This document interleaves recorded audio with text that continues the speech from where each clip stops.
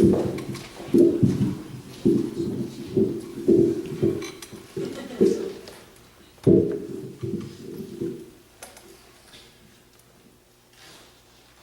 am all head and no cattle.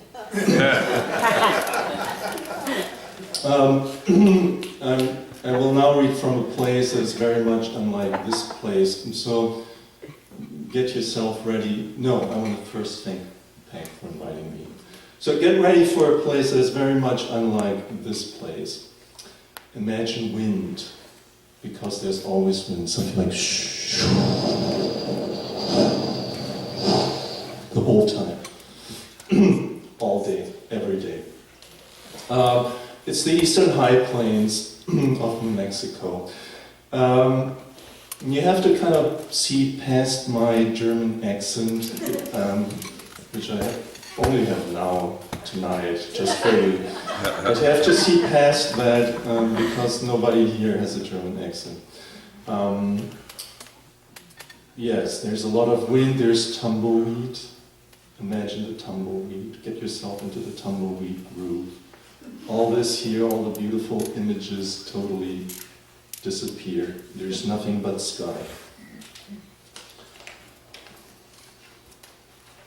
And I'm wearing the hat also, just to get you into the mood. She was a bad psychic when she arrived in Quirosa, New Mexico. Not because she didn't possess the powers, but she couldn't control them. Her husband moved them to the small town to teach at the college, and she didn't have anything to persuade him not to. "We'll make it fun," he promised. And after 30 days on the high plains, the great drought began. People seemed friendly. In her first few months in Quirosa, she encountered only 3 kinds of clients. People who wanted to believe in God and still wanted to make sure. Women who wanted to know how much longer they had to endure their husbands. And dairy cowboys in soiled jeans and boots who didn't want anything they could articulate, but who came nonetheless.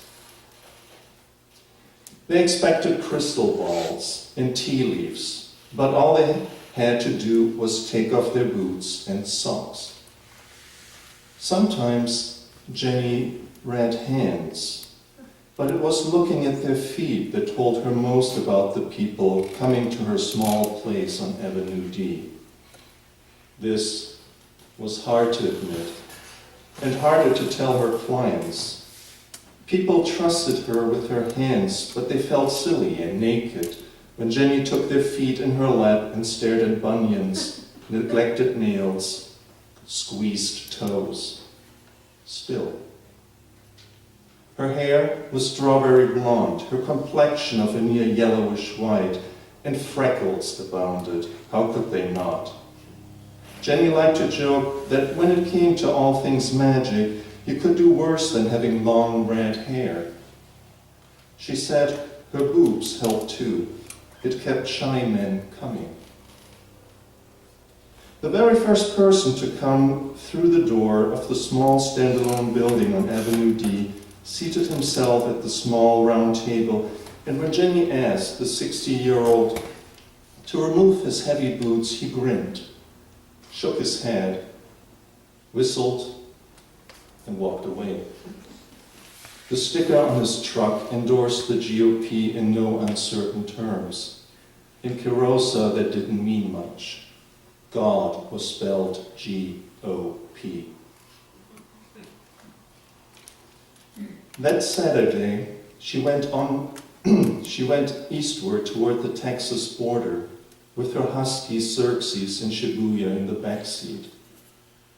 It was 5 o'clock in the morning, and the road led her through more and more nothing. Then a dairy farm appeared and was gone. A small spattering of houses turned out to be Demet. She hadn't heard of it before. She had no idea where exactly she was heading, and if she was still on the right road. After half an hour, what had once been a vast lake appeared to her right, a blinding expanse of sand, and salt. She turned off the road onto a sandy path, nearly clogged by its collective of tumbleweed. She crawled along, scraping the undercarriage and wing mirrors and doors until 15 minutes later, fences blocked her path. The information box that had been installed at one corner of the small parking lot contained an empty all-sub styrofoam cup and a burrito wrapper. She let the dogs loose and hiked down and toward the whiteness. Dunes and dunes and dunes and no water, the air so dry she could barely swallow.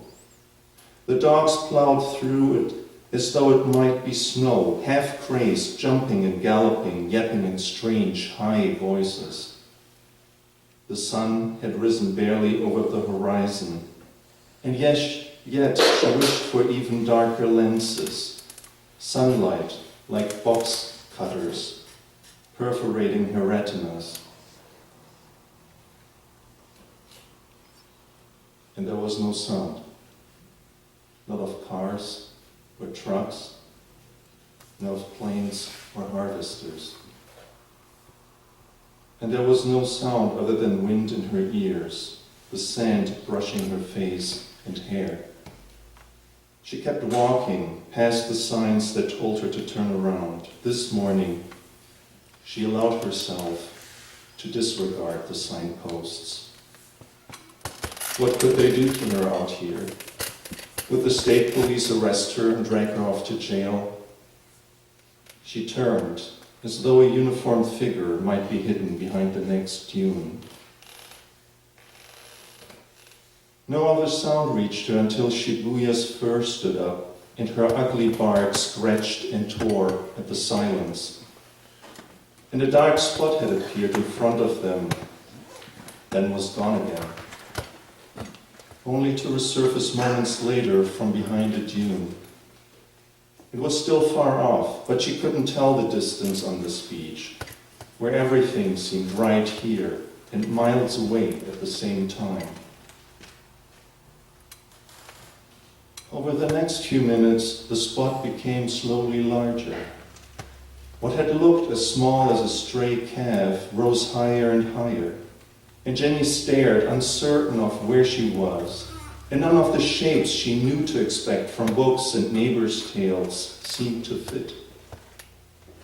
At last, both dogs screamed at what hurried toward them, yet they didn't advance against the creature. Their teeth were bare, and they danced in place, skittish, more fearful than she'd ever seen them. And for a few crazed moments, Jenny hoped that police had spotted her and was coming after the trespassing woman with her dogs. Then the creature in front of her stopped. It was 30 feet away and bigger than a camel should have been. Jenny was certain of it. It was a giant, bald spots covering most of his red body, then the fur. Something strapped in his back swayed from side to side. Its jaws came apart in a deafening bray. Shibuya danced, her snout as ugly as a barracuda's. Her teeth had never been so long. Her tail was between her legs, and yet she jumped forward, then retreated. Got up on two legs, half human she seemed, and barked. Xerxes whined, barked at the apparition. His mohawk seemed to be made up from sharp wire. He didn't look like a dog anymore. He was pure wolf, and scared. Finally, Shibuya hurled herself at the apparition and was hit by a hoof and shrieked in pain. The camel brayed again, then turned and galloped away. The light and the sand swallowed it whole. She'd never seen a red one. When she stepped forward to where the beast had stood, she found a skull in the sand. It was bleached white and human. Thank you.